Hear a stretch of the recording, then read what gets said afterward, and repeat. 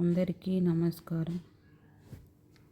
ఈరోజు మనం చాలామంది ఇష్టపడే హోటల్ స్టైల్ మైసూర్ బోండాను ఇంట్లోనే చాలా సులభంగా తయారు చేద్దాం. ఈ వీడియోలో ప్రతి చిన్న టిప్పుతో పాటు బయట కరకరలాడుతూ లోపల స్పాంజీగా వచ్చే పర్ఫెక్ట్ మైసూర్ బోండా ఎలా చేయాలో చూపిస్తాను. వీడియోని చివరి వరకు తప్పక చూడండి. ముందుగా ఒక మిక్సింగ్ బౌల్ తీసుకొని అందులో 2 కప్పుల మైదా పిండి జల్లించి పక్కకు పెట్టుకోండి.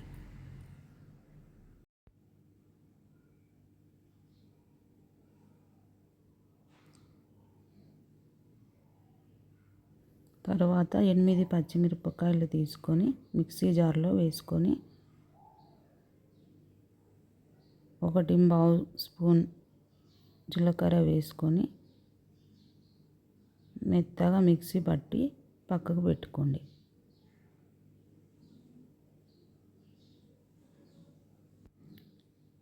జల్లించిన మైదా పిండిలో పచ్చిమిర్చి జీలకర్ర పేస్టు, 1/2 స్పూన్ వంట సోడా, 1 స్పూన్ సాల్ట్ వేసి చిక్కటి పెరుగు తీసుకొని కొంచెం కొంచెం పోసుకుంటా పిండి మొత్తం కలుపుకోవాలి.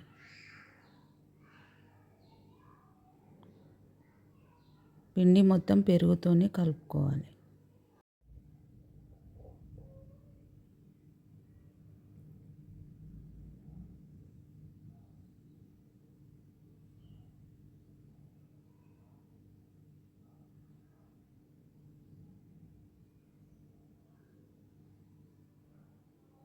ఒకే దశలో 2 నుంచి 3 నిమిషాలు బాగా కలపండి.